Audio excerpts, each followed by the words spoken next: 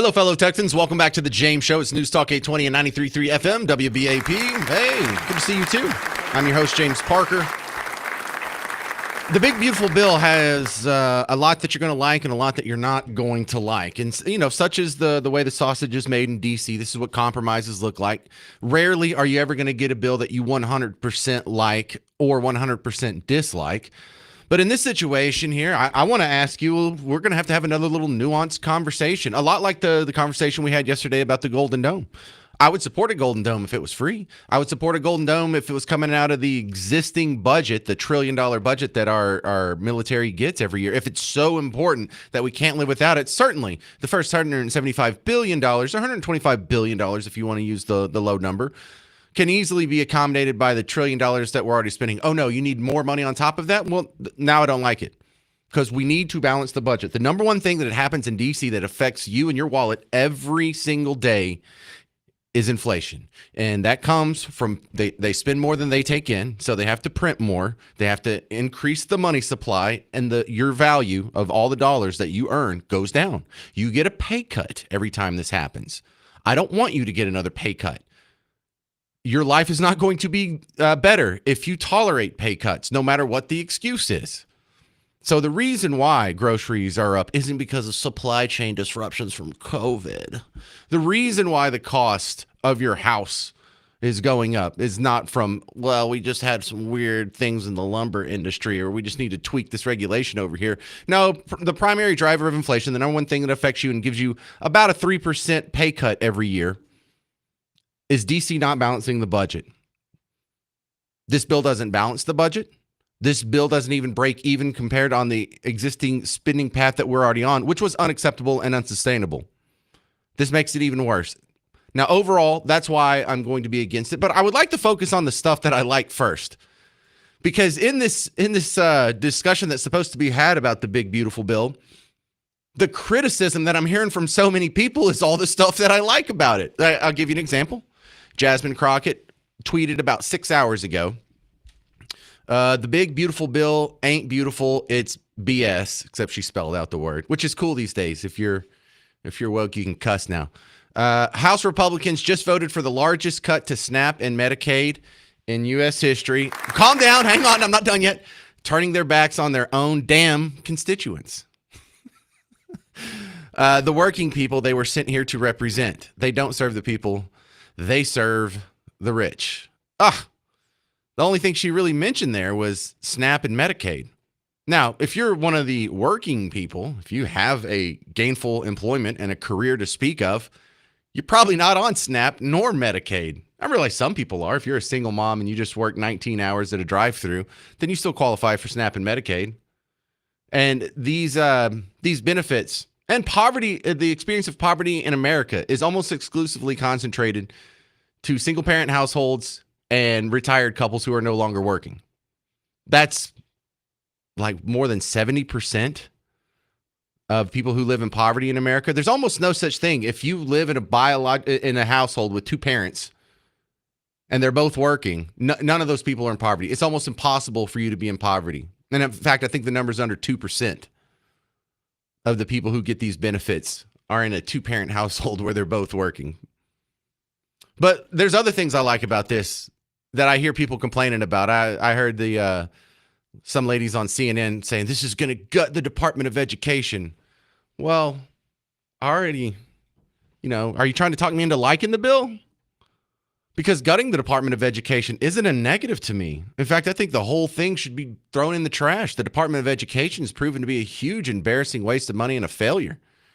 And in fact, here's Madeline Dean. Representative Madeline Dean yesterday had the Education Secretary, Linda McMahon, in some sort of congressional hearing and was just saying the worst arguments for it.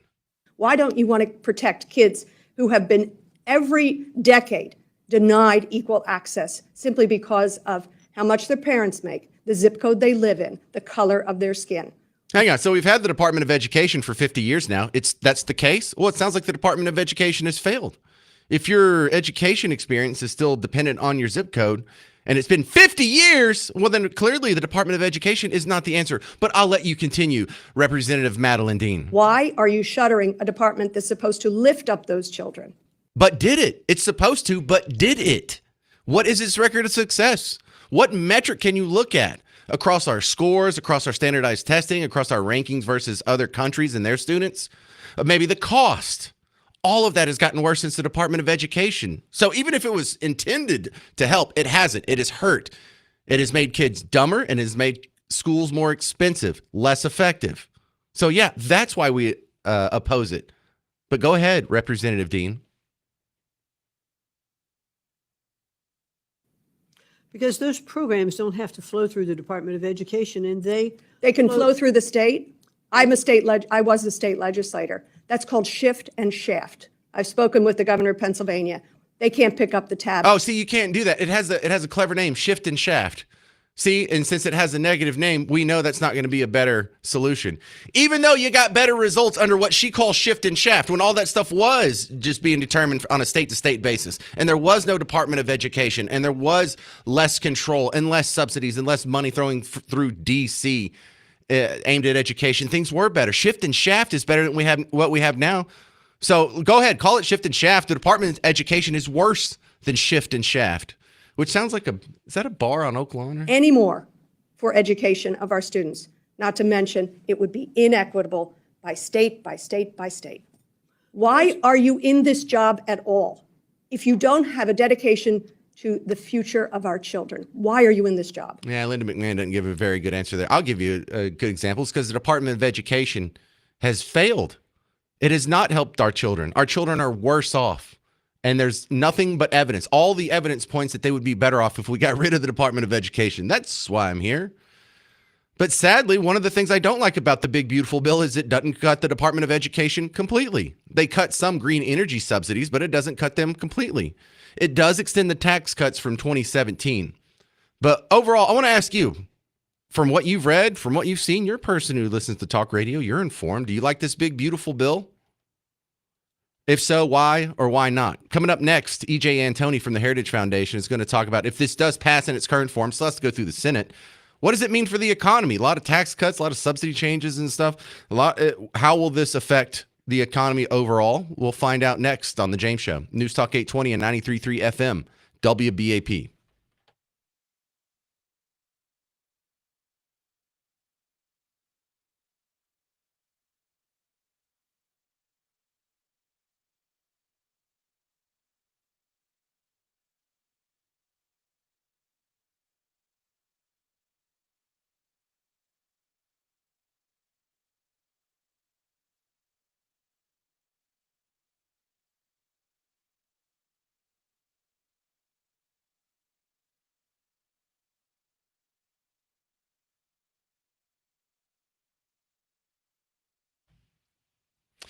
Hey, homeowners, if you're looking for someone you can trust with your house, I am trusting Blue Ribbon Roofing with my house. John's coming over tomorrow. I am taking advantage of the free roof inspection. Why? Well, look, I'll be honest here. When I bought my house, you have a guy come inspect it and he finds 28 little knick-knacky things that are wrong with it.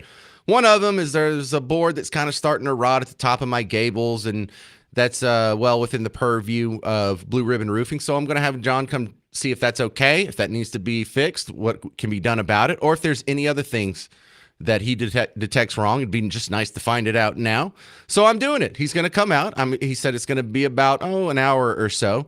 And then tomorrow we'll take some pictures, do some paperwork, and get a full rundown. Probably go eat some lunch. I'll come back and do the James Show and let you know how it went. And if you don't trust me, go to blueribbondfw.com, and you don't have to trust James Parker on the radio. You can trust all these people who left 5-star reviews on Google. There's hundreds of them spanning for years. So go check it out, blueribbondfw.com. I'll let you know about the experience firsthand on tomorrow's show. And in the meantime, you don't have to worry about your house. You can do something about it, and it's not going to cost you anything. Like here's the 5-star review from Leah. Great company. I had the best experience with Blue Ribbon Roofing and Remodeling. Great people, great service. So I'll let you know what my review is coming up. BlueRibbonDFW.com. Go to BlueRibbonDFW.com.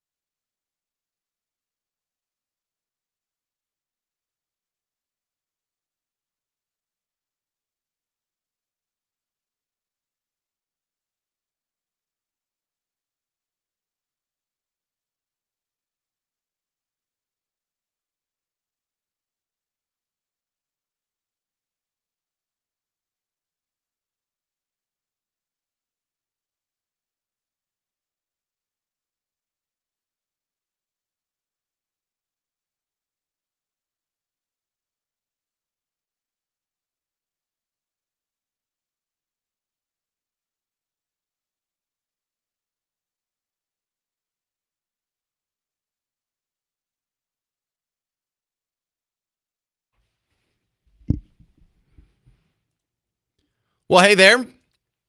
Welcome back to the James Show. I'm your host, James Parker, News Talk 820 and 93.3 FM, WBAP. The top story nationally is the big, beautiful bill. And a lot of people on Team Red seem to love it. A lot of people on Team Blue seem to hate it because it cuts too much. I feel like I'm on an island on my own because I don't like it because I don't think it cuts nearly enough. My next guest, E.J. Antoni from the Heritage Foundation, America's #1 conservative think tank out of Washington, D.C. Am I crazy, or should we be expecting more? If you're fiscally conservative, this doesn't fit your principles, in my view.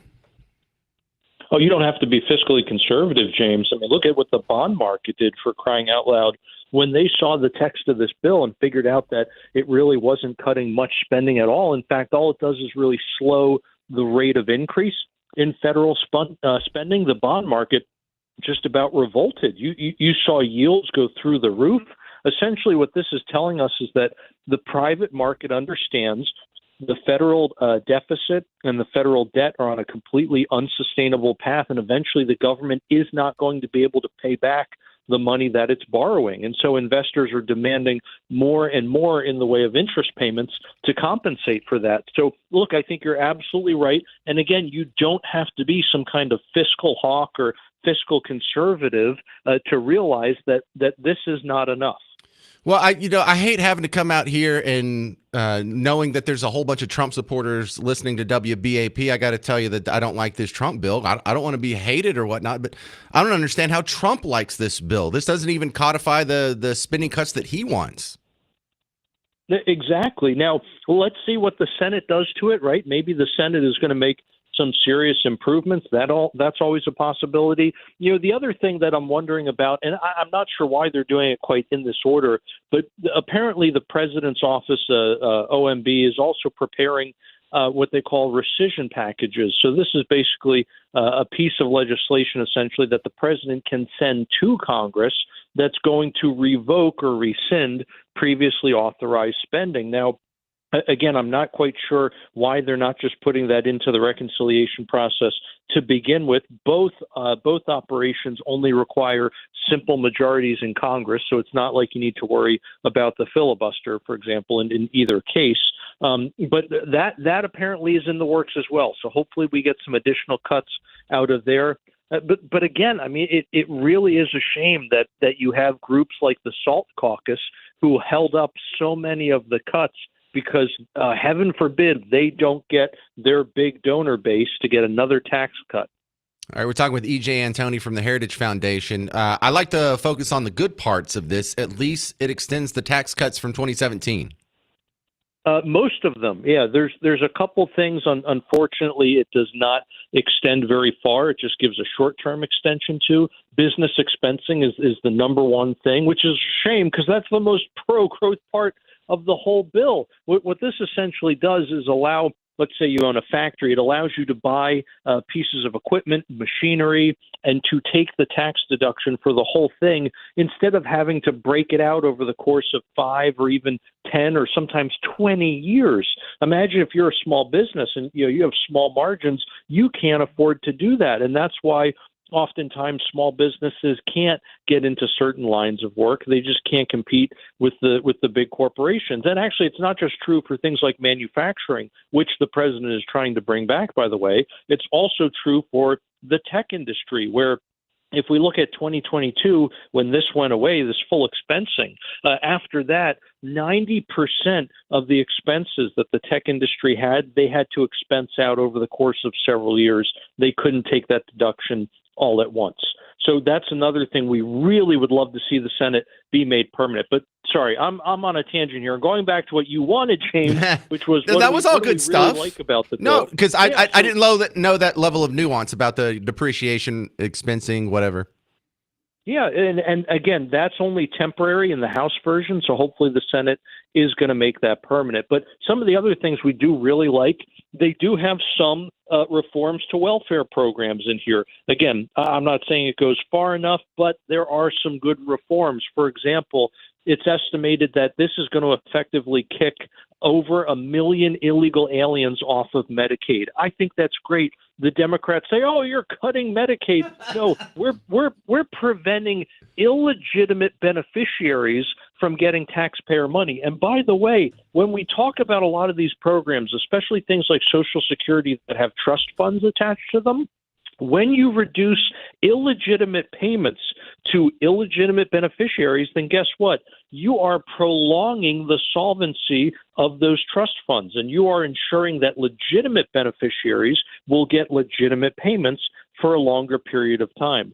Now, again, I think the Senate can improve upon this to put some more guardrails in there to ensure that people like pregnant women, essentially people who are on disability, can continue to get that Medicaid while getting off the folks, essentially the able-bodied adults who choose not to work. Those are not the kinds of people that we want on government assistance. All right, EJ and Tony from Heritage Foundation, how concerned are you about the budget effects? Because, you know, these little policy changes, they're important here, but my real concern is that we have $36 trillion in debt, and this is going to not do anything to turn that bus around. Exactly. Again, it does not reduce overall spending or the deficit or the debt. It just slows the rate of increase. The problem is that's not enough. We really need to stop the increase altogether. We need to get on a path to a balanced budget, and this does not do that. And the bond market is already telling us. I mean, I know you asked me for my opinion, but to be frank, I don't even think you need my opinion. The collective wisdom of the private market is already telling us it is not enough, and that we are on the wrong track, that we are on an unsustainable path. Well, look, and essentially, I know what you're talking about. continue- Sorry to interrupt. I know what you're talking about. You know what you're talking about, but I don't think people who aren't financial wonks understand how the bond market puking yesterday was a sign of we're not taking our fiscal house seriously. Well, let me try to throw some numbers at it, okay? If you consider how big the debt is and you consider how expensive it's getting to essentially just service the debt, meaning make the interest payments on it, we are fast approaching a point where it is going to take over $1.8 trillion a year, every year, just to pay the interest on the debt. That's not money to roads and bridges or hospitals or schools or the military or things like Social Security and Medicaid and Medicare. No, this is just the interest on the debt. In other words, more and more of your hard-earned tax dollars are literally going to go just to pay interest. A good chunk of, by the way, doesn't even stay here in the country. It's going to foreign bondholders. All right, I got Fox Business on in the studio. Am I going to see you later? Not today. I'll be on Kudlow tomorrow, though. All right, well, I'm a big fan. Thank you very much, EJ and Tony, Heritage Foundation, breaking down the economic impact of the big, beautiful bill. Your thoughts? You know, you probably have some opinions that hadn't been thrown out there yet. Let me hear from you. 800-288-9227. Do you support the big, beautiful bill? Can you convince me to change my mind on this? 800-288-9227. I'm James Parker. It's News Talk 820 and 93.3 FM WBAP.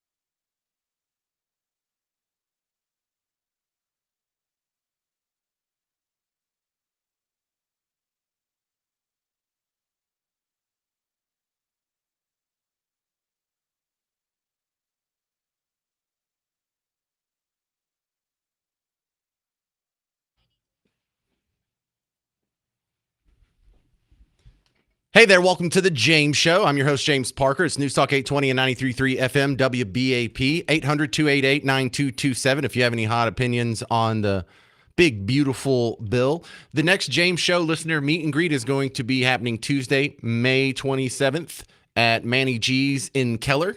Your phone knows where it's at. I'll be there from 7 to 9 p.m. Come on out, say hi, judge me based on my appearance, get a selfie, whatever. But the frustrating part about this bill is I feel like you're not being represented. If you're someone who wants government to be smaller or even stay the same size, you have no representation in D.C. or in Austin for that matter. You send Republicans to the House, the Senate, and the White House. Do you get a balanced budget?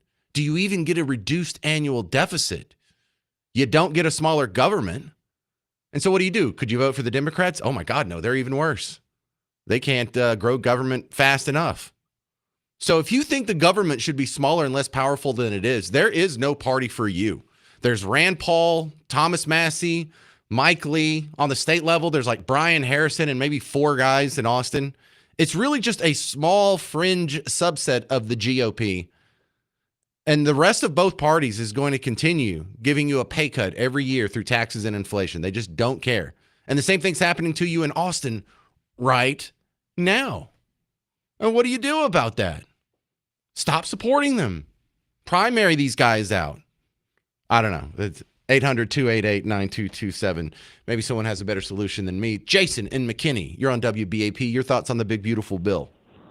Yeah, it's definitely not a big, beautiful bill. I don't like it. There's a lot of components I don't like about it. Probably first and foremost, it's a budget bill, right? Am I correct in that? Yeah. Budget bill? Kind of. Okay, my point exactly. Even though I may agree with some of the extra stuff that's in there, we need to get to a point to where these bills need to be addressing what the bill is, right? I mean, all this extra crap that's in there, that slipped in there, that's not even budget related is beyond me. Just more and more pages to read through. But besides that, these mega junior accounts or whatever they're called, with kids get $1,000 or something like that, just automatically given to them from the government. Oh yeah, free money. Mm-hmm. It makes me sick. No taxes on tips. Oh, I mean, my income's taxed. You know what's going on there, and it just explodes the debt. Doesn't help the deficit. It's just a bad bill all around. I'm glad there's things in it that I do like, unfortunately, that won't just stand alone, like the illegal immigrants getting kicked off government assistance. That's great. Yay. But, let that stand alone for a bill, and go through or whatever. But this doesn't help really much anything. It's bad all around. Few great things can be said about it, but it's just very upsetting. Well, there's a small chunk of the WBAP audience that gives me grief for not being a Republican and saying I'm a libertarian. But this is why I don't understand how anybody who wants a limited government, who wants government to stop growing, can still support either party. You should be saying what I'm saying. The Republicans are better than the Democrats, but both of them have an unacceptable agenda for what they both envision the government to be just over the next 6 months. Jason? Yeah. Well, I was saying this to somebody else, Democrat or Republican, our tax money's up for grabs. It just depends on, who is empowered to get it. It's just not being very used wisely. And I'm 100% libertarian. I'm a fiscal conservative, though. But I'm a libertarian, and I just can't support the majority of this thing, whatever it is. So that's all I wanted to say. I hear you. And just to illustrate how much worse Democrats are, thank you, Jason, in McKinney. This is Jimmy Kimmel. Now, this is supposed to be a comedy show, but he stops off to take some shots at the big, beautiful bill. And everything he criticizes about it, I love. And I think it doesn't go far enough. It's so frustrating. Here we go. This big, beautiful bill literally takes from the poor and gives to the rich, brazenly. Republicans like the Robin part, just not the hood. And Trump, the tariff of Nottingham, he probably doesn't even know what is in this bill. Because if he did, he would know he's slashing cancer research even more than he already has, which is by 31%. And the guy who puts McNibbles in his body and shellacks his own skin while he's out playing 48 holes of golf every weekend is the last person who should be cutting cancer research. And also, will cut Medicaid. It will cut Good. tax credits for climate-friendly energy sources. It jacks up taxes on universities. Good. It eliminates a tax on gun silencers. Good. It opens public land for drilling, mining, logging, and makes deep cuts Good. to SNAP and food stamps Good. for hungry people. And then these people go to church on Sunday and they say amen. It's really... All right, so yeah, just run through all the things I like about the bill and then insult Christianity. You're not winning me over with that. Perry in McKinney, you're next up on WBAP. Your thoughts on the big, beautiful bill? Well, I'm not happy with the spending. We've definitely got a spending problem. And you mentioned about doing something about it. And the only thing I know, I'd call it, say, an organization or a group that's just educating people on the facts of we the people. It's called tacticalcivics.com. Go check it out. If you want to know how to solve this problem, it starts at the county. All right, that sounds like some solid advice. Thank you very much, Perry in McKinney. If you have any opinions on the big, beautiful bill, 800-288-9227, 800-288-9227. And for all you people who are concerned about like the Golden Dome discussion yesterday, well, I would do anything to keep this country safe and to keep it from collapsing. You know how empires collapse? By running up debt and not being able to handle their money. Did the Soviet Union collapse because it didn't have adequate missile defense, or was it a fiscal collapse? It couldn't pay its bills anymore. The Roman Empire, did it collapse because it got invaded by a bigger army? Or it couldn't keep its fiscal house in order? The British Empire, the Spanish Empire, all these empires. How do empires collapse? Sometimes it's militarily, but far more often, it's these fiscal issues. They get over their skis in debt, and when it gets to a point where they can't even service the debt anymore, boom, implosion, scatter, broken into the winds. And you saw it in your own lifetime. Again, how did the Soviet Union collapse? Was it missiles? Was it SDI? It was fiscal. It was these issues right here. And so if you're worried about the well-being for your country, military's fine. You can worry about that too. But this is going to be the more likely thing that takes down this country, far more so than any missile attack. 800-288-9227. Coming up next, there's a ban on THC gummies passing through the House in Austin. Now, I disagree with it. But next, my guest, John Burke from Shell Shock CBD, really disagrees with it and explains how this is awful for veterans. That's next on News Talk 820 and 93.3 FM, WBAP.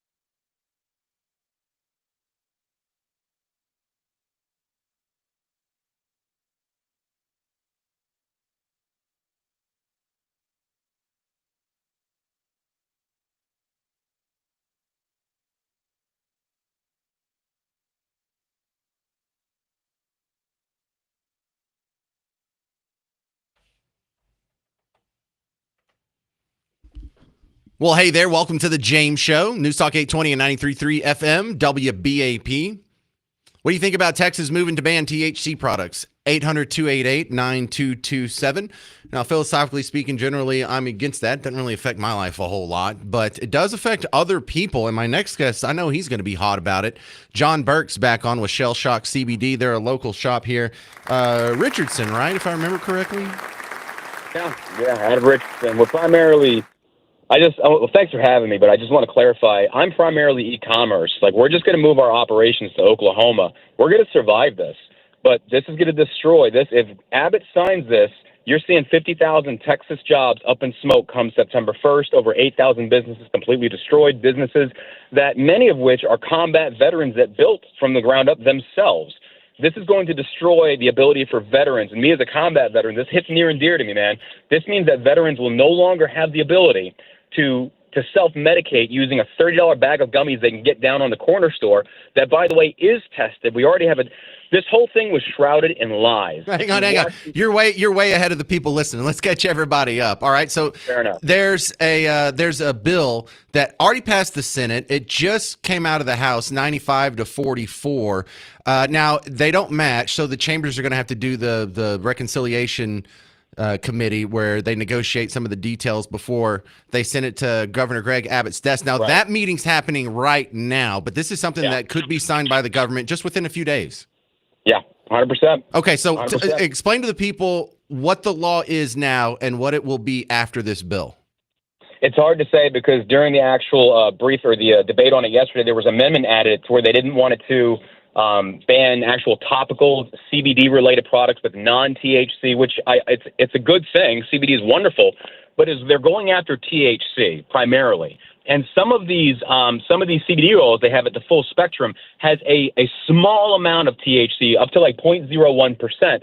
So by definition, it would violate that law. So to find actual pure CBD minus any type of THC trace is very difficult to do, but it's not enough to show up on a drug test. So there's still some gray area on this law, and our legislators don't understand that, but they just want to do an all-out ban. All right. Now, you come at this from the angle of combat vets because you've seen a lot of people get help with CBD and THC products, and it looks like that help may be taken away from them, at least from the legal side of things. 100%, yeah. Yeah, because what they did is that basically they wanted veterans. This is the hypocrisy of our Texas legislature. So let me just explain that. You can explain this to me. If THC is so bad, as they sat there yesterday on that podium and all these boomer politicians like, oh, the kids are dying. Number one, can you overdose on THC? No. No, you can't. Number two, and this is the stickler. They use those kids as their shield or their bulwark to jam this through. Combat veterans, if it's so dangerous, why do you want to ban it and then turn around and give it to combat veterans? That doesn't make sense to me. No, it doesn't make sense to anybody, but the theories have to come out on, well, why is Dan Patrick so in favor of banning this? The only thing that makes sense to me is the alcohol lobby doesn't want this. Yep. Well, the alcohol lobby's already dipped their toe in the water on this, and you're seeing a lot of the alcohol people like wanting Abbott to veto this because if you go to Austin, they're already selling THC drinks. There's stands all over the place.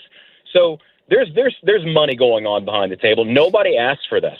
Like, nobody asked for this. When I testified before the House, the committee members asked me, like, we've heard that crime has increased. And I asked them point blank, I was like, this has been legal since 2019. You guys represent your district. Has crime risen in your district or risen? And all of them said no. I was like, so then where does this statistic come from? It's coming from the Allen police chief, who's the window licker. This guy is a man who wears a badge, and he lies. I hope this guy is listening. You're an idiot. You're an absolute idiot. Every single combat veteran and law enforcement officer, and probably ones that work for you too, think you're a schmuck. I just got to get that out there. These experts lied. They lied to Congress. And combat veterans will no longer have the option to just go down there and buy a safe bag of gummies. Now they have to go through the Texas Compassionate Use Program, which, number one, is expensive. It's limited. Veterans that live in southern Texas have to drive to other places, sometimes an hour away, just for a week's worth.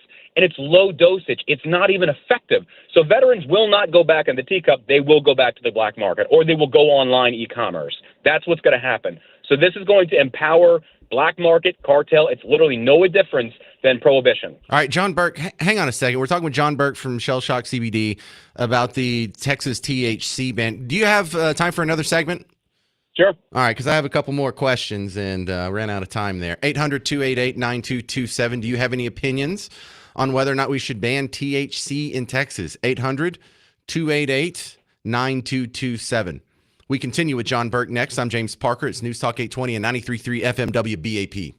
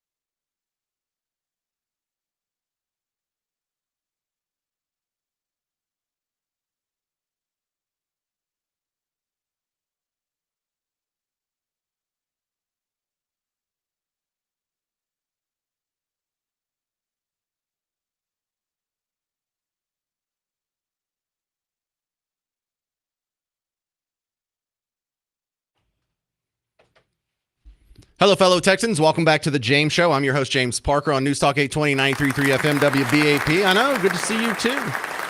Our current topic is the Texas legislature just came one step closer to banning THC products across the state of Texas. My guest, continuing from Shell Shock CBD, is John Burke. Now, he runs a operation that's targeted at getting veterans help with PTSD and other disorders through CBD and THC therapy. Now, what are your alternatives? You had mentioned something about moving to Oklahoma. Should this become law in a few days? Yeah, it's going to be basically we'll just have to move our shipping operations to the state of Oklahoma because we couldn't ship from the state of Texas. We'd get in trouble because if you get caught with some of this stuff, it can be up to 1 year jail, class 3, excuse me. And it's insane. It's really insane. So we have to move our operations, but we're about an hour from the border. But unfortunately, there's businesses like within the heart of Texas, even Austin itself. They're not going to have these options because a lot of these businesses in this economy currently, they're running razor thin. So they're not going to have the money to be able to kind of relocate, redo a lot of stuff. So this is going to destroy a lot of companies. So if someone's getting help from you within the state of Texas, could they still order your products when you're in Oklahoma and they ship across state lines? Yep. That's still legal. That's the screwed up part. That's the screwed up part. How is that still legal? A representative, because the United States postal system is federal. This is a state-run issue. So now even Representative King was on the floor last night, and he even said you can still get it online. So it's like, if that's the case, and the whole premise behind this bill is the safety of Texans, well, if you're ordering it online and it's untested as they claim it is, you're still dealing with the same issue that's supposedly murdering all the kids that isn't happening. So I'm saying it doesn't make sense. None of this makes sense. I feel like I'm missing a step here. All right, John Burke, hang on a second, because I think you're going to want to reply to my next caller. This is the bad black conservative, Steve in Carrollton. Welcome back to the James Show. I think you probably disagree with me if I know Steve. Are you in favor of this THC ban? You know I'm in favor of the THC ban. And what's more interesting is your guest expert is making these claims, and it doesn't sound like he's even read much of the bill. I'll tell you my expert opinion. I don't do marijuana. I've never done it except once in high school, and I won't admit to anybody, and since nobody knows who I am, I can say that on the radio. But the idea that this guy doesn't understand the purpose of the bill is to get weed out of kids' hands, and the desire to do that is easily beat by saying, hey, listen, you're going to have to order it. Who orders stuff? Most often it's adults who have the access to it. The veteran that he's saying that he's in favor of. By the way, I'm also a veteran, so he's not, he doesn't hold the corner on veterans' interests. But the fact is that veterans can still order the stuff from Oklahoma and everywhere else in the country, frankly. He should have no issue with it, other than the fact that we're going to shut down these stores locally in Dallas and the surrounding areas, of course, around the state, that do have very little control over keeping kids away from this stuff. That's where the biggest problem has been the entire time. It's been kids. It's not, the push is not trying to get rid of it for adults as much as it should be, but it's for kids. All right, Steve, you made your case. Let's ask John. John Burke. Yeah, 100%. I love that this guy who says he's never consumed it claims I haven't read the bill. Sir, I testified before the House and the Senate on both versions of it because it wasn't just SB 3. So, and the whole take of speaking up for veterans and having their corner, I never made that claim. Stop gaslighting. It's disrespectful and it insults my intelligence. Here's the deal. You want to keep it out of the hands of kids? Then make it above 18 to purchase, just like alcohol or 21. And here's the thing. I love this example of all these stores are selling blah, blah, blah, blah. You do realize that banks will not fund you or your business if your stuff is not tested. Did you know that? I bet you did because you're a business owner, right? I have him on hold, so y'all don't talk over each other. Okay. Well, yeah, I'm sure he's an expert on all this. So, yeah, I've read the bill. I've seen the bill. I watched the debate yesterday. So this, what he's talking about, this is the cover they utilize to try and go in there and say, you don't have the right to choose whether or not you want to treat yourself with THC. And it's always the kids. It's always the kids that's being used. So his same exact example or argument, flip on this one. Do alcohol. Why are we not banning alcohol? Because more kids die from alcohol than THC. Don't you feed me this line of bull or we're trying to keep it out of the hands of kids. That's garbage. Hang on, that's John. Garbage. All right. Let's let he's a friend of the show, so let's go easy on him. Steve in Carrollton, your response to John Burke. Hey, listen, James, I don't mind being. I can control myself. If you want to put us on at the same time, I'm perfectly okay with that, and I'm not offended by having the conversation or the debate. But the fact is, it is about the kids. It has always been about the kids. And again, according to what he even says himself. All right, you're both on you can now. still Y'all can order talk. stuff. Y'all can talk over Okay. each other now. Go ahead. You can still order the stuff from wherever you want. There is no problem with it. It should be, but there is no problem with it. And yes, I am a business owner, a successful business owner, as a matter of fact, not in the marijuana industry.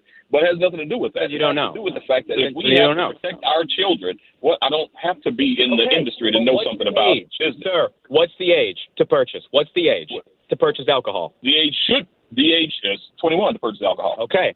Why can't we have that in the state for THC? Because you do realize, like, as a business owner, I have to ID these people. I'm not targeting children. Let me tell you why.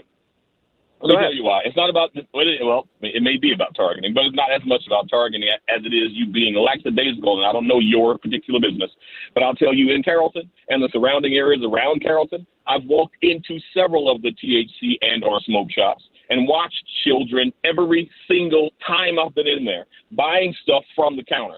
Do they ID them? Do they not? Well, obviously they can't. And if they do, it's a fake ID, obviously. But it hasn't stopped it. These kids are doing the drugs left and right, under your nose or in your face. It doesn't matter. The fact is it's happening. And you and people in your industry don't seem to care enough to let the profits not beat. There it is. There it is. It's the corporate greed. It's the corporate greed. It's right there. Yeah, brother. That's why I'm all for regulating, making it 21 years old. I love how you go into the social. It's always the All right, one at a time. This is why I split y'all up. John, since you're the guest, please take the last word. John, we're about out of time. Can you give me 30 seconds? I love this. It's always about the kids. We clearly don't care about the kids. That's a lie. That's not true whatsoever, because even our veterans have kids, and we want to see our veterans stick around for that. Regulate it. Make it 21 to purchase. I shouldn't have to go online. You don't purchase alcohol online. His whole concept is a farce. I'm not insulting the man, but the argument, I disagree entirely. It's not about the kids. It's more government control and who's funding this. All right, well, I thoroughly enjoyed that. Thank you very much, John Burke, and big bad black conservative Steve in Carrollton. Thank you very much. That was a great segment, because it's one of the classic internecine debates within Team Red, is the socially conservative vote versus the socially liberal, because I think we're all fiscally conservative here. So that was fantastic. Thank you very much, both of you guys, John Burke and Steve in Carrollton. Wow. All right. I got some more callers with their thoughts on the THC ban in Texas. Are you for it or against it? I'm against it. 800-288-9227. I'm James Parker. It's News Talk 820, 93.3 FM WBAP.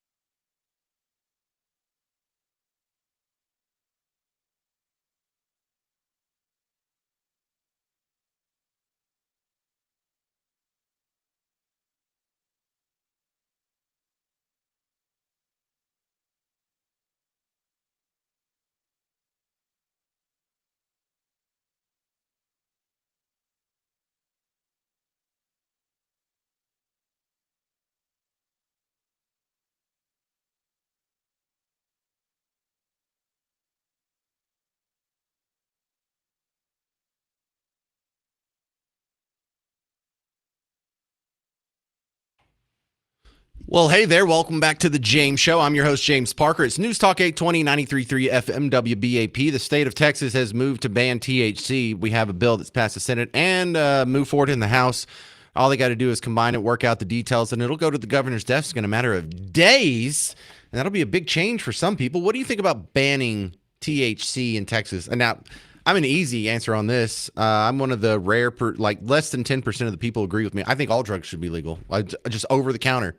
Period, point blank, end of story. So THC gummies, of course they should be legal. I'm a guy who thinks fentanyl should be legal, cocaine should be legal, the birth control should be legal.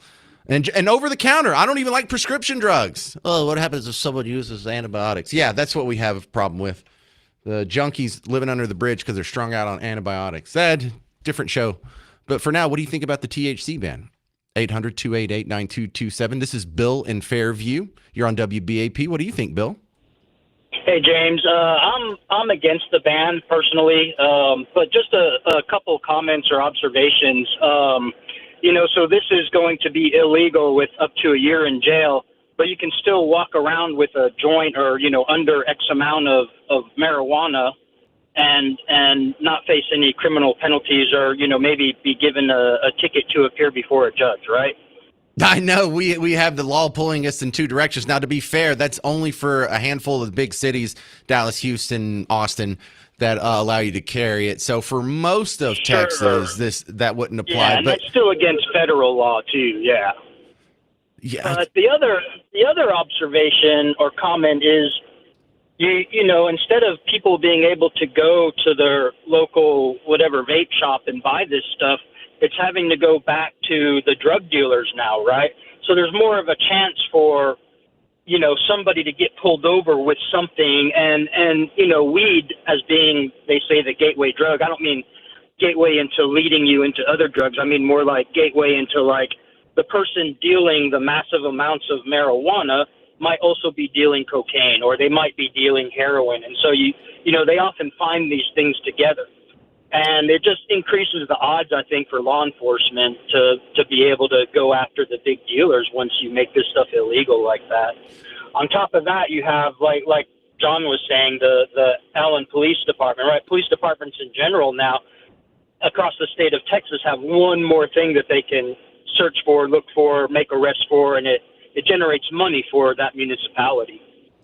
Yeah, well, the frustrating part I feel about this, Bill, is you're making so many arguments that I thought were just settled after Prohibition. I mean, alcohol prohibition in the 20s and 30s, because all of these same arguments came up then, and we had the big experiment on whether, because we all agree excessive use of alcohol has negative consequences on society, but it turned out we learned the hard way that making it illegal was even worse. And so I don't see why we don't apply that to everything going forward, including THC, including meth, including cocaine, including all these little pills that people like to do. A bunch of pillbillies out there. I thought this was settled after the original Prohibition, but here we have to fight it over and over. And this is supposed to be the party of freedom. Ginger in Alvarado, you're next up on WBAP. What do you think, Ginger? Hi, James. How are you doing? I am well. Good.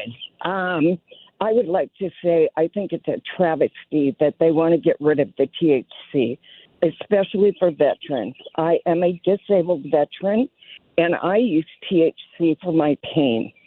I've had a major back surgery, and that's what I use. I was on opioids for years, and I'm talking morphine, methadone, hydrocodone. Good Lord. And I was killing myself. And I finally had enough, and I turned to the THC. Now, I'm on the Texas Compassionate Register, and it's very expensive, and it's not that strong. And so I go elsewhere for it. Okay, I go over the line for it. And, I mean, for them to take it away is ridiculous. If they're having problems with the kids getting it, then they need to deal with those businesses. They're being lazy about it. Totally agree. Ginger, yes. I hope you can continue to get the help that you're getting. I just wish it was a little easier and cheaper for you, but it doesn't look like it's going to work out. I do too. That's why I go to different states to get stuff, because it's cheaper and it's better. God, I get so because- jealous when I hear that. We're Texas, damn it. We're supposed to be so free it freaks other people out. Thank you, Ginger. We're supposed to be so free it's shocking. I guess we're only free when it comes to guns as long as you're not at the state fair. Mike in Weatherford, you're next up on WBAP. Your thoughts? Hi, I'm in favor of it. I'm in favor of it because, like it or not, THC is harmful to some individuals more than others. Not that people who can't benefit from it shouldn't have access to it, but it should come from a healthcare professional. Yeah, Just like anything else. That doesn't work on me, though, Mike. I know you think you're making a good argument, but we have all kinds of things that are unhealthy for you that are illegal. And by that rationale, Mike, we should outlaw high fructose corn syrup because it kills more people than THC, which the THC death count, I think, is still at 0. Well, I don't think you understood me. It's not about you. It's not about the individual. It's about society. No, it is about the individual. So in fact, well, no. Okay, so consider this. People with a genetic predisposition are more likely to develop schizophrenia when exposed to THC. Someone gets a psychotic condition, they go shoot up a school. Society suffers. It's not about whether the individual should have the right to do this. That stops. Look, I promise I'm not being hyperbolic here, but that's the line of thinking of a collectivist, a communist. Your rights are predicated on whether or not it's good for society as a whole, on whether or not it secures the freedoms and liberties of the individual. And you disagree with the founding fathers on that.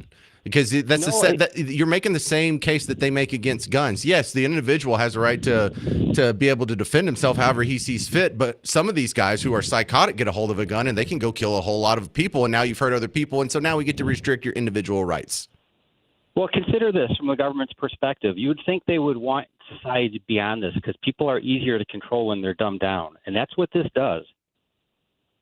It disconnects you from society. It disconnects you from reality. The government would love you to have this. It's a way of controlling you. Oh, that's why they're banning it? See, that doesn't make any sense either. I appreciate you calling in, Mike. 800-288-9227. 800-288-9227. Do you have any opinions about the THC ban in Texas? And then also coming up, we have another terror attack from a pro-Palestinian. We'll get to that coming up after this THC talk. 800-288-9227. 800-288-9227. I'm James Parker. It's News Talk 820 and 93.3 FM WBAP.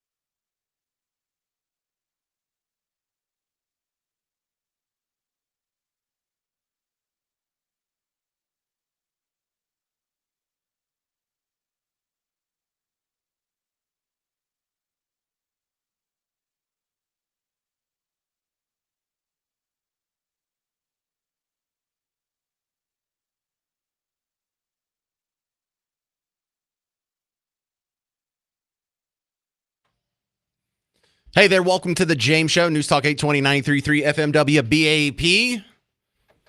So a bill just passed the Texas Senate and the Texas House. It has to go through reconciliation, which is they're having the meeting like right now during the James Show. Very rude. They should be listening to my show. But if they work all this out, it could be on the governor's desk within a couple of days. And I see no sign that he could veto it. Amy had asked me about that on Twitter or X or whatever we're calling it. Generally speaking, I disagree with this. But this is a no-brainer for me. If you've been listening to the show, you probably heard me say 100 times that I think all drugs should be legal. So no one's done a real good job explaining why this is absolutely necessary for the state of Texas. 800-288-9227 if you want to try. This is Matt in Godley. You're on WBAP. What do you think? Hey, James. I think, honestly, I'm with you. I feel like, let people have the freedom to do what they want. I mean, I don't even use the THC stuff, but, it seems like there's so many benefits out there for people with anxiety. I mean, think about people that can't sleep. This is stuff that really kind of helps. And, a lot of people like Ginger, your previous callers that had, severe back pain, and now she's not on drugs from like Big Pharma, things like that. And I think your other caller, Mike in Weatherford, said, well, just let it go to the doctors, get treatment there for medicinal purposes. Well, what always happens there? It costs more. I mean, Ginger can drive out of state, pick up what she needs and drive back, and that's actually still cost efficient versus, having to like get it to a doctor. That seems like it's just a broken system. And I feel like we're just being the Republican side, for example, is just being a kind of bunch of old men in the room and just trying to do it by being hard-headed. I'm not saying you're wrong, Matt, but I'm saying that your right shouldn't be predicated on whether or not the government thinks it's more good than harm to you, or Stephen Carrollton, for that matter, or anyone else. It's not up to anyone else. It's up to you to decide whatever you want to put in your body. And for all these people, keep your laws off my body. I wish y'all were shouting about this one. But yeah, exactly. I don't like the argument that, there's like 8,000 vape shops that are licensed right now that are going to close down, and this will really hurt revenue to the government. I don't give a damn if it hurts revenue to the government or you get fewer taxes going to Austin. Your rights shouldn't be predicated on whether or not it's profitable for the politicians in D.C. No, my rights are my individual rights, no matter what anyone else thinks about them, no matter what the revenue looks like to D.C., no matter what a doctor thinks about it. I have my body. If I want to do THC gummies or take a shot of antifreeze, that should all be legal. Now, there's going to be people who are going to hurt themselves and some people who hurt others if they are allowed their full complement of human rights. And that's still not an excuse to infringe on someone's natural rights. I'm with you, buddy. Exactly. All right. Well, don't do the soft sell either. Like, hey, there's a lot of people who get some good out of this. I don't care if nobody gets any good out of this. It's my rights are not up for debate. Thank you very much. I'm just a little more hardcore than a lot of people. John in Hurst, you're next up on WBAP. What do you think? What I think, first thing, man, in the real world, anybody who's smoking stuff, they ain't buying it from the head shops. Head shops, everything there is just weak. There's nothing there. They got somebody who's going across the border, or they got people that are bringing it across the border. They're just buying it here. Number two, the needs of the many outweigh the needs of the few or the one. It always appears that that's what these guys are looking at, saying, oh, well, we need to take this one right away from this person because we can save all these other people. I just don't see it. The stuff you get out of they're going to, if they 86 it out of the, that was a wrong one. Anyways, if they 86 it out of the smoke shop. That was a good one. Anyways, well, guess what? Okay, so the smoke shop is going to turn back into a paraphernalia shop. They're not going to have any herbs. They're not going to have any of that stuff. But nobody buys it anyways because it's like smoking lawn clippings. There's nothing there. And for the lady, I believe that there's a lot of medicinal benefits from it. Most, I would say 75% are going to be recreational users, but they're not buying it from the head shops. It might look good on paper, but I don't feel that there's going to be that big of an impact. You know what, John? This is the same. Going to get it. Go ahead. This is the same lesson from Prohibition. When they took the legal alcohol away and people were relying on illegal sources, well, some moonshiner up in the hills of Tennessee might not get his mix correctly, and people were dying. There were more people that died from tainted or improper alcohol consumption during Prohibition than before or afterwards. And this is what we see here. Like during weed Prohibition, I had a friend whose little brother got pulled pulled over and got like a drunk driving charge. So he got drug tested for some reason. So he had to start smoking. I mean, he didn't have to, but he's an idiot. He had to start smoking artificial marijuana. I think it was K2 or Spice or something like that. There you go. He had an allergic reaction and it put him in the hospital. He would have been better off if you just let him smoke real weed. So yeah, there's always secondary consequences whenever you try and restrict someone's individual freedoms. You know, it's like water. You can't stop it. It's going to find the path of least resistance and just go around whatever block you put upon it. But the silly part is everybody, the founding fathers had drugs at their disposal. They chose to not make them illegal. They could have. They knew the things existed and they didn't. And they didn't for a reason, because they thought your individual rights were more important than the collective opinions of other people. All right, I got to squeeze in a couple more calls here because you guys are good today. Joe in Dallas, you're next up on WBAP. What do you think, Joe? You know, I have to say something that I ain't never said before. I agree with you. I've been smoking weed my whole entire life since I was 9 years old. And I ain't dead yet. Well, hang on. I hit the wrong button. I mean, I wasn't cheering for your drug use. I meant to hit this. Smoke weed every day. Sorry. Yeah, but the problem is I actually agree with you. And I've been listening to you for about a year and a half now, and I ain't never really agreed with your beliefs. How not? How have you not agreed with me? Well, sometimes you don't say what I agree with, so I just keep listening because you have valid points all the time. I just don't have to agree all the time, but I love listening to you because you're right in people's faces. You know what I mean? But I agree, a person's right should be what a person's right is. If you're going to smoke weed, drink alcohol, do whatever, it's your dumb butt that's going to die from it or live from it. It's not the government's problem to regulate what we do or don't do. Totally agree. You've never heard me have the drug talk before on the James Show? Well, I usually work nights, so I don't always hear you, but I do listen to you a lot. I listened to 95.9 in Georgia before coming back to Texas, and when I heard you for the first time, I am stuck on the station now. So, wait, is 95.9, is that WSB? Yes. Oh, man. Did you know Neil Bortz? You know that guy? I used to listen to him all the time when I lived in Georgia. My favorite was between 11 and 2. There was a gentleman on there named Eric Erickson? Yeah. That just, I mean, I follow his army online. He's a great person. And I don't always agree with him, but you're not supposed to always agree with everybody. We're independent. And no one ever We're does. supposed to have a right. Yeah, we're supposed to have that right. Religion says we're supposed to have the right of free will. The government says we're supposed to be of the people, by the people, and we're supposed to be one vote, but it never happens that way. So this time I agree with you. Out of all the times I've heard you, I agree that a person should have the rights to do pretty much as they please. Yeah. As long as it's within the law of the land and the law of the world. Hopefully you'll realize that I'm pretty consistent across issues on that as far as the freedom part goes. But, you know, the one reason I am so much in people's face about these things that are clearly not celebrated by Team Red or the traditional values of the WBAP audience is because of people like Neil Bortz. He's the only other person that I think has had success in this format with something that's pretty close to my belief structure. Like, if you want to know what I think on all these issues, the only guy in radio that's close to me, and he's retired now, is Neil Bortz. But thank you very much for bringing up a good memory there, Joe in Dallas. Coming up next, we had another terror attack.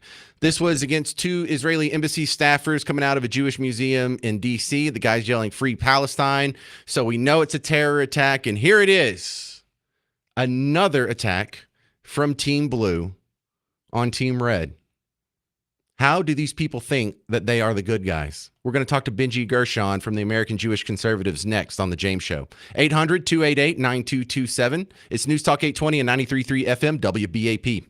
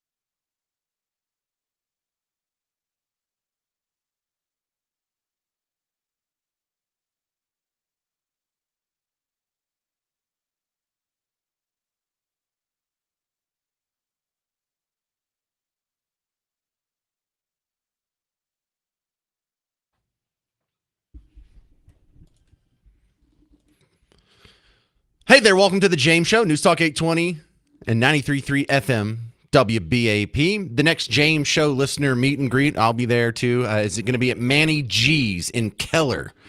That's going to happen on Tuesday, May 27th. This coming Tuesday after Memorial Day. Just bring your Memorial Day hangover and come on out, say hi, get a selfie, shake my hand. Judge me based on my appearance. I'll be out there from 7 to 9. Manny G's in Keller. If you have other friends that listen to the James Show, be sure to pass it along to them as well. And it's absolutely free. I know that's your favorite part. My next guest, I'm kind of sad to bring him on. Usually I like talking to him, but it is not for a good cause. Benji Gershon's on from American Jewish Conservatives. And we have another terror attack aimed at your community that happened in D.C. Benji, I know you didn't know these people, and not all Jewish people know each other, but in the context of all that has been going on with your community, here's another tough hit for you guys. Welcome to the show, by the way, but yeah, tough story. Yeah, very, very tough story, and thank you for having me on, although I wish it was under better circumstances. First and foremost, our thoughts and prayers are with the families of Yaron and Sarah, who were just senselessly murdered in this awful terror attack. And there's so much I can say. It's gone on too long, this evil that's infiltrated this country, and this anti-Semitism, the oldest hatred in the world. And, the pro-Palestine, pro-Hamas crowd, these are terrorist supporters who hate America as much as they hate Jews. Every single one of them should be deported or arrested, every single one. These protests, which really should be called terrorist marches, should be outlawed. Yep. Anyone holding a terror flag of any kind should be held accountable. The keffiyeh is the new swastika, as far as I'm concerned, and it's gone far past. We care about the Palestinian suffering and the Palestinian people. Listen, they can blame Hamas for the fact that there is no Palestine and there never will be a Palestine. They can blame Hamas for the fact that unfortunately, as a result of war, Hamas hides behind. They put innocent civilians and children in places where the Israeli army is trying to do their job. The rhetoric has gotten out of control, and we've seen now this is completely spilt over now to where a person is violently acted out against innocent Jews as a result of the ideology that's it's been a cancer in this country for the last God knows how long. All right. Now, I think most people probably heard it in the news updates at the top of the hour, but if you're new to this story, 2 Israeli embassy staffers were at a Jewish museum in D.C. They stepped outside and some guy came up to them and shot them both. Mm-hmm. Now, if you're wondering, well, how do we know it's a terror attack? Well, because we heard the guy when he was being taken into custody, he didn't really run or take off, but he's doing the popular phrase, Free Palestine! Free Palestine! Free Palestine! So the thing that bothers me about that, Benji, is Free Palestine is the same song that these goobers were singing when they're marching in Dallas, when they're blocking this bridge over here by the studio, when they're in front of City Hall picketing, or when they're trying to block the entrance to Dallas Love Field. I like your assertion that we need to start associating this kind of stuff like the swastika. Yeah. You saw the true face of the Free Palestine movements last night. Anyone that is still shocked by this horrific double murder has been willfully blind. And this is not just about the Jewish people. We're in a battle for the soul of the Western civilization, as far as I'm concerned, in a battle between those who cherish life and liberty and those who glorify hatred and death.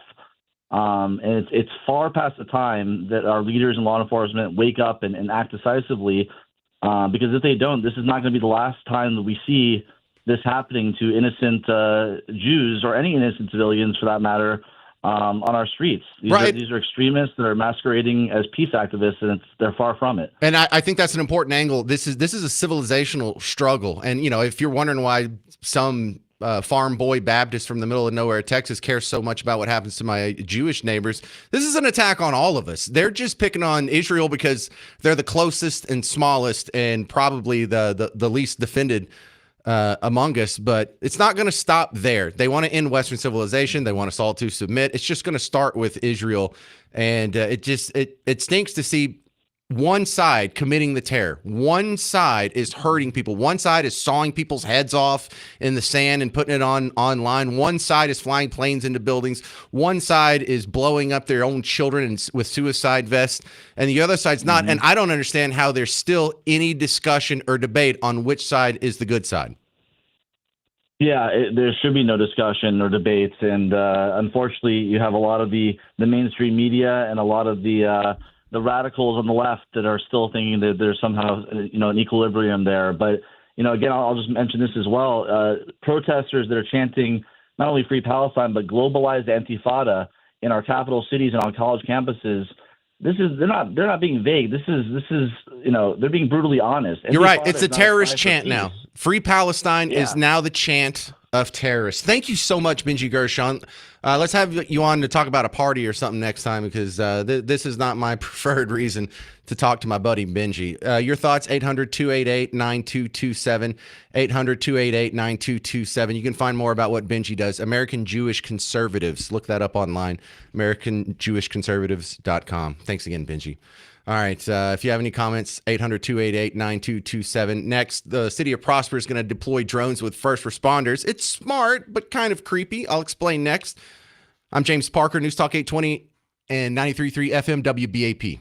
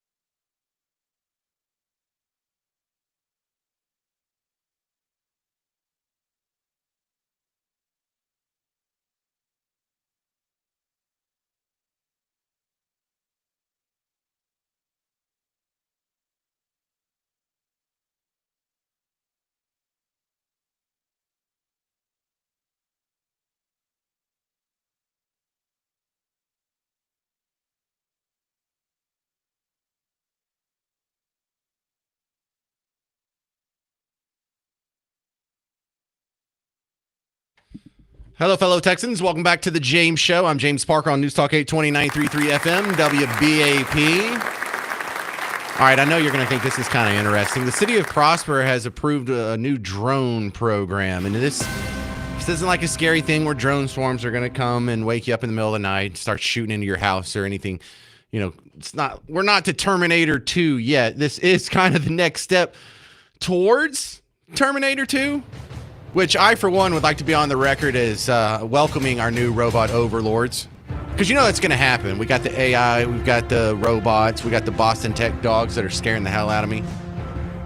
They can do flips, they can dance now. Now we got drones, we've got Uber Eats delivering with the little R2-D2 cart out here in the downtown Dallas area. So the robot revolution is going to happen in a long enough time scale. I would just like to be on the record on the side of the robots so they don't kill me. That's all that's about. But in the meantime, hey, we're going to have a beautiful harmony of robots and humans coexisting together. And jokes aside, I actually pretty optimistic about this plan. Now, it starts off simple enough. We'll talk about the slippery slope argument later. But as it's written, as I read over here in the Dallas Morning News, looks like Prosper is going to test sending out drones on some first responder calls. So if there's been a car wreck and it's always been a race to see who could get there first, because when you were a kid, they would send an ambulance. Now they send either an ambulance or a fire truck, because the fire truck has all kinds of medical equipment and firemen have some medical training, and whoever gets there with the automatic defibrillator first sometimes can save a life. So it's really just turned into a race. Which first responder can get there fastest? Well, now we have drones who don't have to stop at stoplights or wait for some goobers to get out of the way or be hindered by traffic at all. Or they could just go up and make a straight line to wherever the issue is and go ahead and at least put some eyes on it. Now, it's not going to be equipped with, first aid skills, but it can at least put some eyeballs on the situation. And I think it'll be a net positive. Number one, because drones are so cheap as it is. This is a new technology, and it'd be expensive for you to buy a whole fleet of drones, but compared to an ambulance or compared to a paramedic's salary, a drone is pretty darn efficient. Now, it's going to be used, this is going to be used for more than just first responder calls like car wrecks or burglaries or home invasions or whatnot. I imagine this will be a beautiful alternative for the manhunts and car chases where you see in the big cities, like they do this once a week almost in Los Angeles. There's some helicopter shot of a guy on a car chase. And even for medium-sized and small towns that can't afford a helicopter, they can afford a drone. So if there's a car chase situation and you can get a drone on the guy, then the cops on the ground don't have to chase him. That's safer for everybody. I hate the stories where there's a car chase and some guy running from the cops ends up crashing into an Astro van and killing a family of four, hitting a pedestrian or something to that effect. So this could have just an immediate positive effect on public safety. It could help with the cost to the taxpayers. And really, I just like the attempt to embrace new tech. Even if it fails miserably, at least we're trying. But let me talk. Overall, I do agree with it, but here's some concerns that I do have. What I don't like about government drone use is that it will not stop with first responders. This is just their entree into seeing how much the society at large will tolerate having drones flying over our heads. And, if you want to take the slippery slope all the way down, where does this end? Well, I mean, eventually it'll be in Terminator 2, but by the end of our lives, I don't think you'd be too surprised to see a grid of drones flying overhead at special events like the State Fair of Texas. Would it just have a patchwork, a grid of drones up there at all times? Maybe that'll be what we exchange. Hey, let us have our concealed carry at the State Fair. You can float some drones up there so if someone does get a little shooty, then they have almost a 0% chance of getting away with it. Because the drone will be able to follow them immediately, ID them immediately, give them real-time info, and then after the fact, evidence for the trial. So that's cool, but will the drones eventually be armed? Of course, they're going to say no now, but once we get used to drones and that's not creepy anymore, just adding a little bit to their power every step of the way could eventually mean to arm drones, and that makes the government super duper powerful. But whether or not you like government having drones, get ready, because drones are coming. Drones are coming anyway. And I foresee a future where you're going to have your own personal drone. It'll just follow you around. It'll fly 10 feet above your head and be looking down at you like your own little security detail. And it'll be cool because it would be a good deterrence of crime. If you're going to mug somebody, would you mug the person who has the drone watching them and recording them at all times, or would you wait for the next guy that doesn't have the drone? Of course. But it would be helpful for, other work purposes, like where did I go today? What was at that building? What was on the front steps? Or, just business supervision. Is the crew that's supposed to be roofing my house, are they actually working all day? Or are they taking breaks for long periods of time? It could also work for entertainment purposes. Like if you have a reality show or, I don't know, some influencers, just go to Streamer Day. Hey, I'm just a beautiful girl walking around downtown. Why don't you watch me? So it'll be here, and it'll be here in just a matter of, I don't know, 2-3 years, probably, maybe 5 at the most. Personal drones just following you around. Of course, here's another concern. This will make helicopter parenting a real thing. It'll be drone parenting. But there's going to be some just psycho mom out there who wants a drone following her kid all day at school or when they're walking to the bus stop or going to soccer practice. But you'll see it. And it won't. Again, it won't happen immediately, but here in a few years, it'll be like when cell phones started being integrated into society. One day, no one had cell phones. The next day, you saw a guy in the mall with a giant Acme brick phone, like from Fresh Prince of Bel-Air, and you thought, oh, well, he's just doing that for a status symbol. He just wants people to know that how rich he is, that he can afford to have this cell phone. There's no one that needs to have a cell phone call in the middle of the mall on a Tuesday afternoon. We'll say that about drones. Oh, he's just showing off. There's no one that needs to have a drone following him around at all times. But I feel like in a couple decades, we'll all have drones. There'll be a ton of people, maybe even most people will have drones. Then you'll see a weird evolution too, like luxury drones or Gucci drones or whatever. But get ready. The drone future is coming, and it looks like it's going to start and prosper coming soon. Do government drones concern you?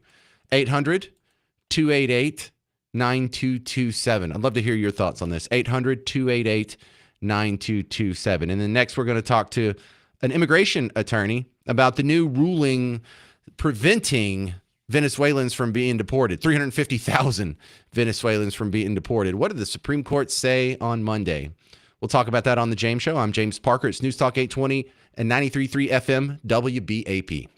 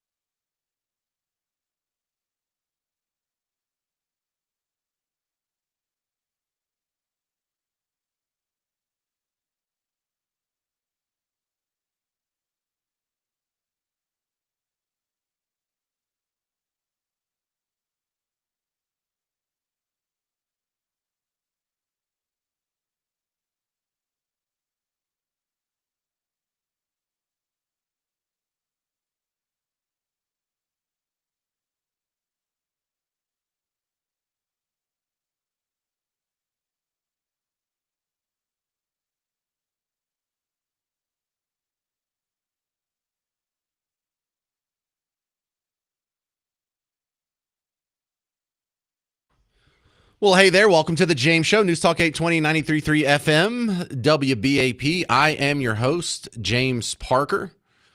Well, we have a new ruling on the status of 350 Venezuelan immigrants in America.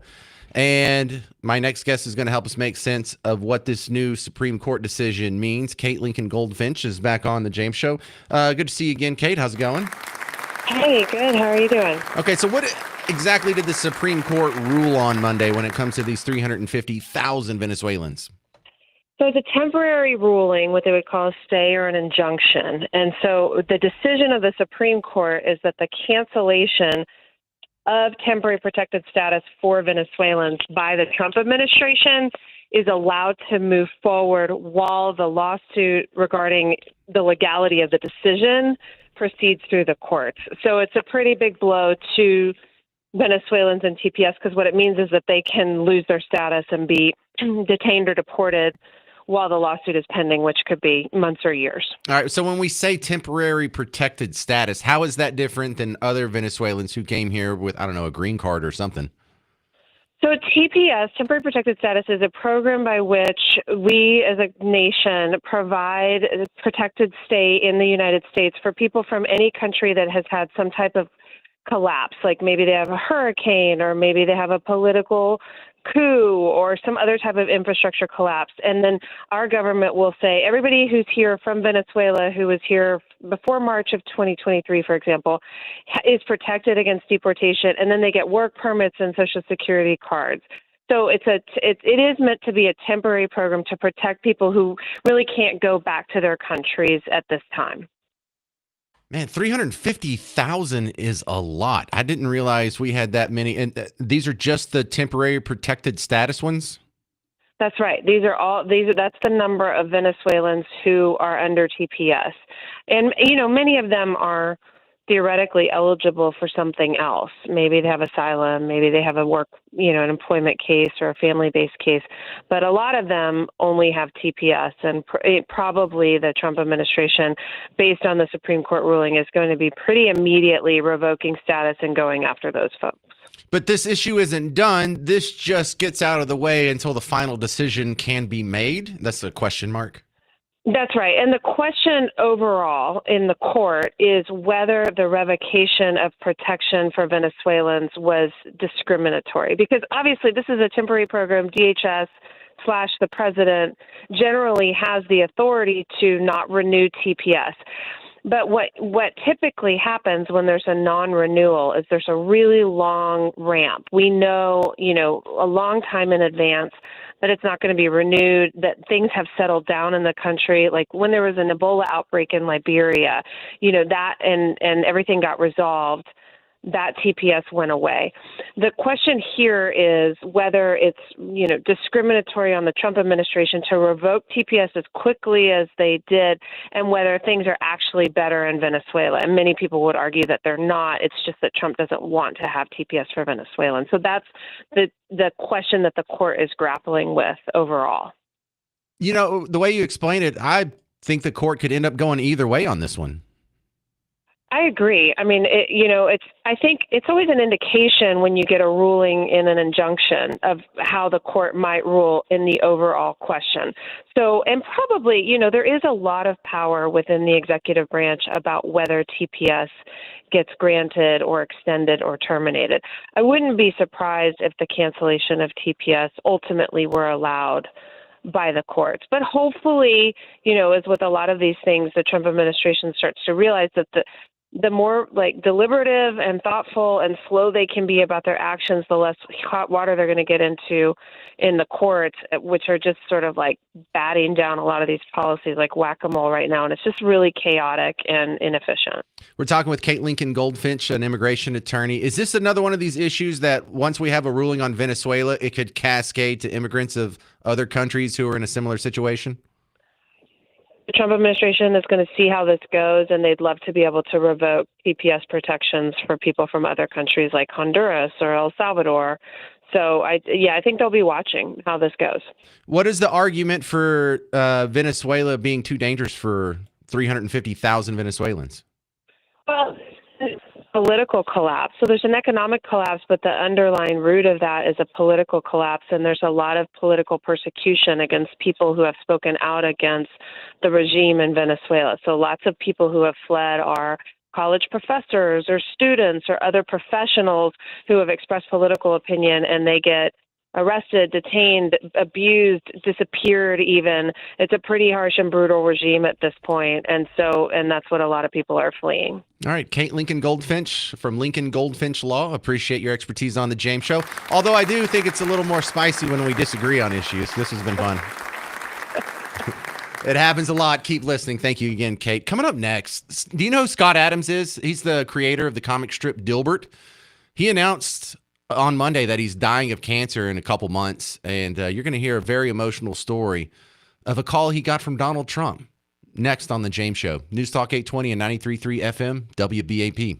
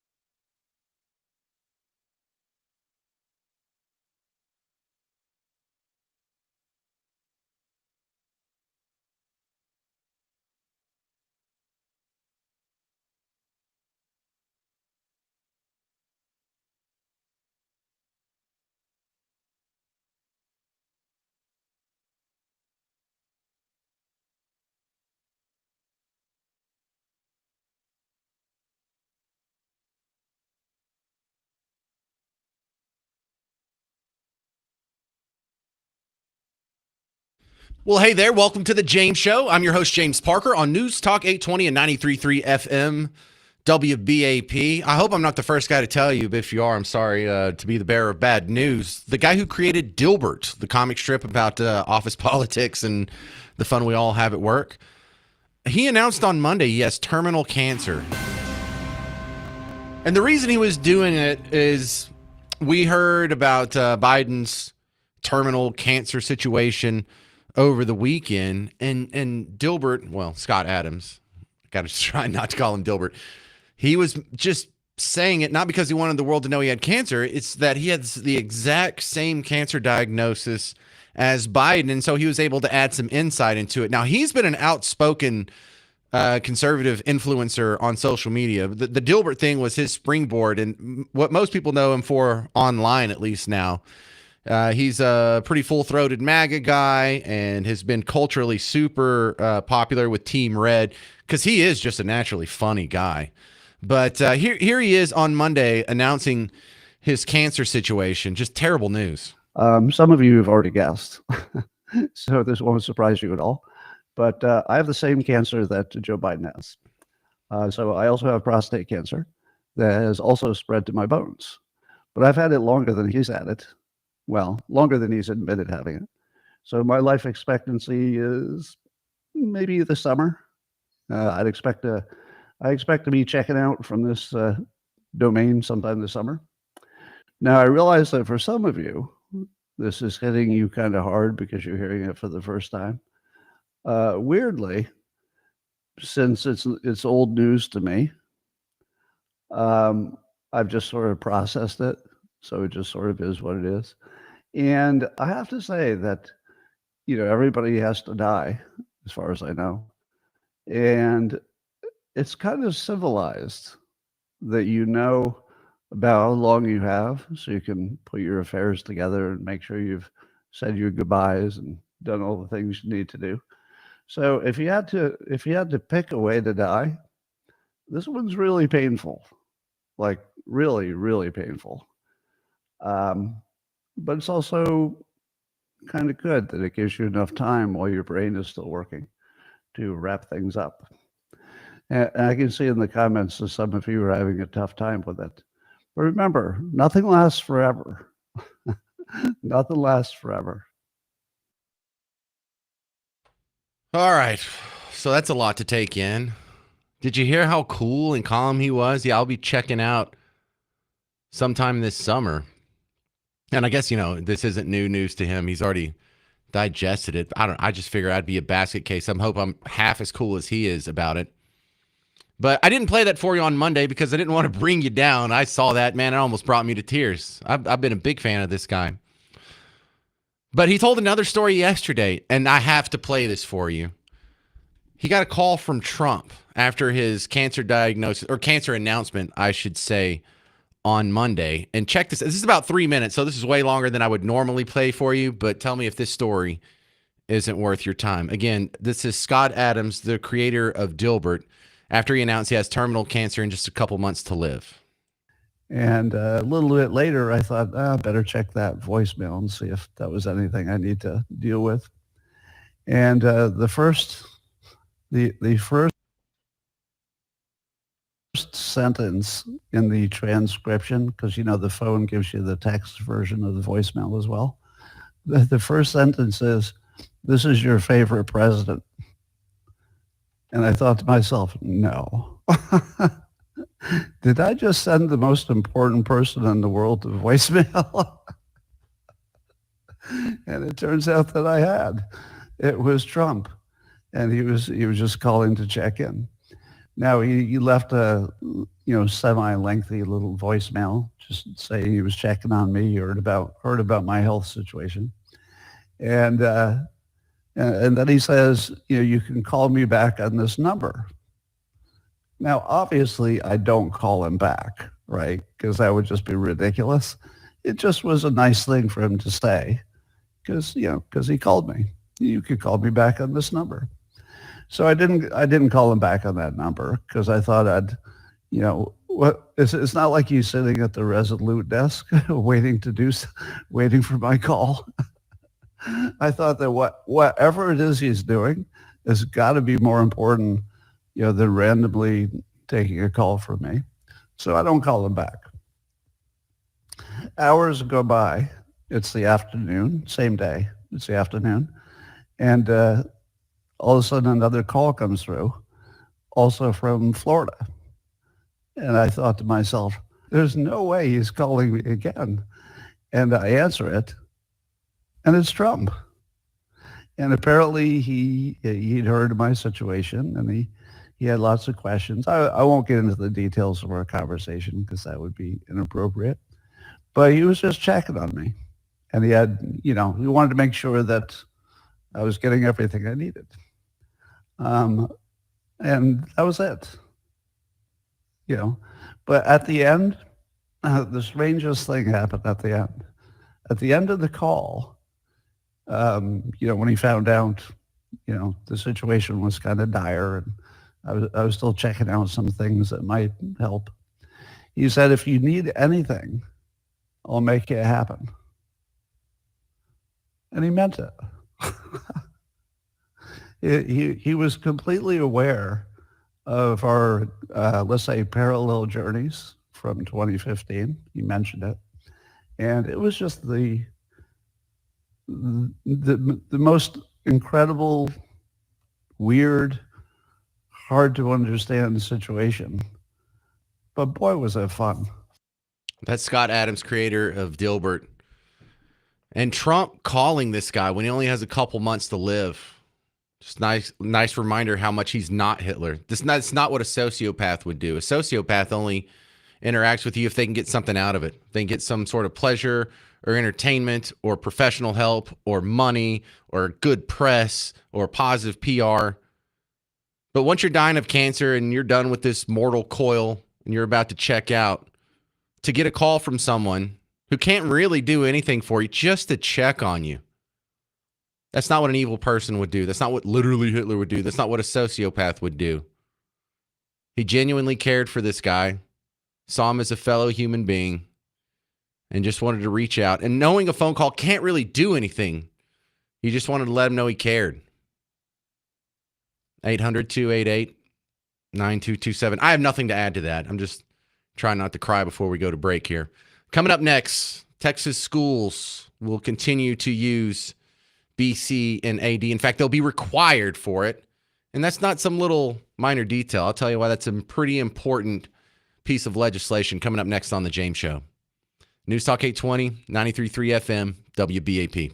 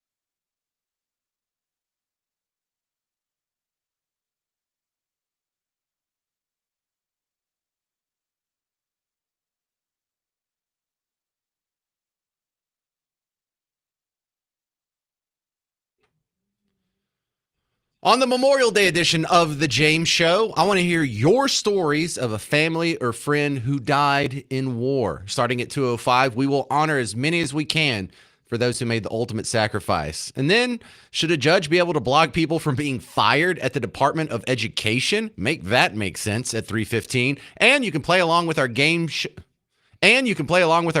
game show, Dead or Alive, at 4:35. It's all on the Monday edition of The James Show. It's all on tomorrow's edition of The James Show.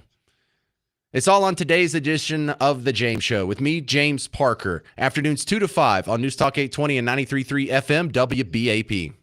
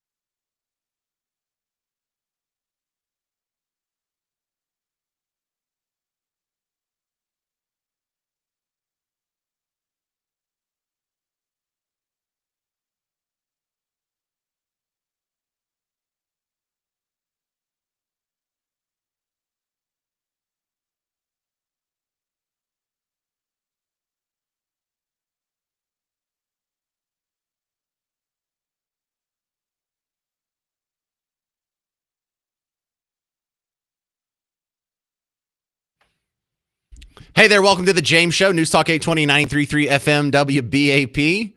Well, there's a new bill, just got through, and it looks like just passed the Senate, probably going to become law, although it's not officially law yet.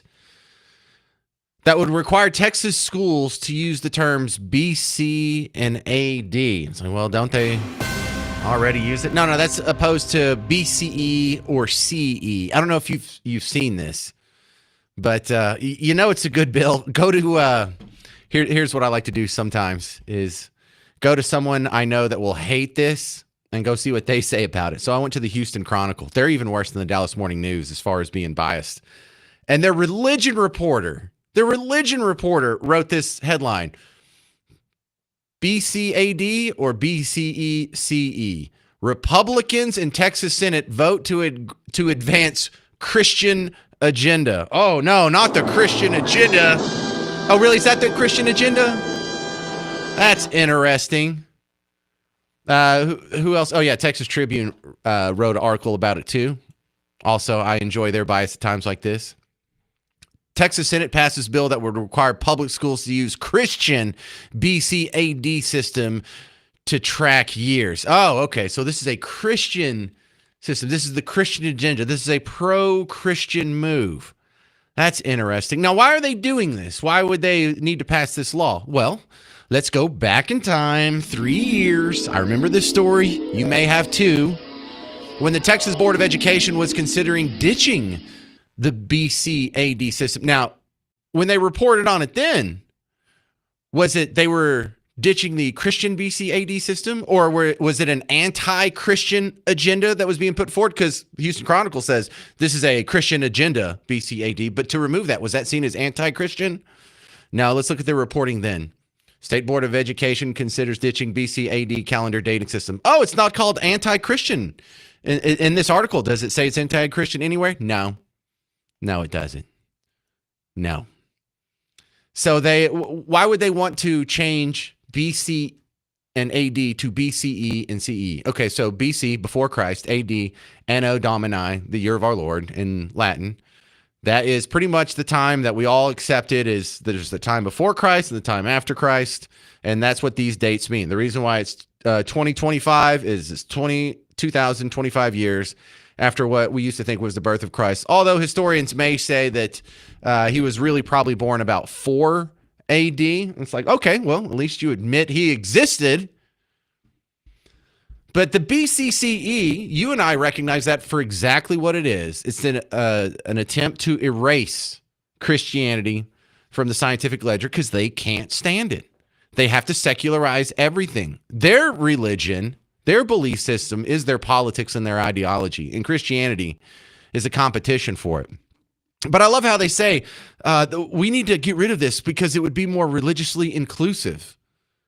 What religion uses BCE and CE? No religion uses that. So it's actually the expulsion of all religion from the dating system. At least BC and AD includes one religion. So the reporting around this is dishonest. But BCE and CE have come to mean something different. When you watch documentaries, do you do the same thing I do?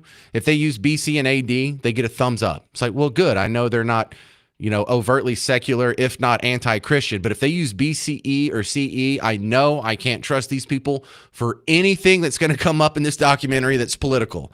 Yeah, you can talk about cosmology and light years and, minerals and whatnot, but anything that overlaps with politics, I already know you're hacks. It's like a hack flag. It's like putting pronouns in your bio.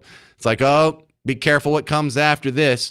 So congratulations, Texas. You got something right in this legislative session. I think I disagree with a ton of stuff, but not this one. All right, couple things before we get out of here. The next James Show listener meet and greet is happening on Tuesday. Manny G's in Keller. I'll be there from 7 to 9. So come on out, meet me, meet some of your fellow WBAP listeners, and have a good time. And also, the countdown is on. Starting yesterday, we have the big sale from Live Nation where you can get some concert tickets for this summer for $30. And it's not crummy concerts. These are big names. Dierks Bentley, Simple Minds, Slightly Stupid, Kesha. The big sale started yesterday. You can make it a summer of live music with your $30 ticket to summer. You go to livenation.com/ticket to summer for more information. And if you need any more info, you need that link. You need a link to the Rhino list. just let me know. Send me an email, james@wbap.com. All right, get out of here. Go have a good weekend. I will be here live to do a show. Actually, we have Friday. I'm already forgetting Friday. But we are doing a show on Memorial Day coming up, too, so I'll be live then. If you're still working, come join us for that. Mark Levin's next. I'm James Parker. News Talk 820, 93.3 FM, WBAP.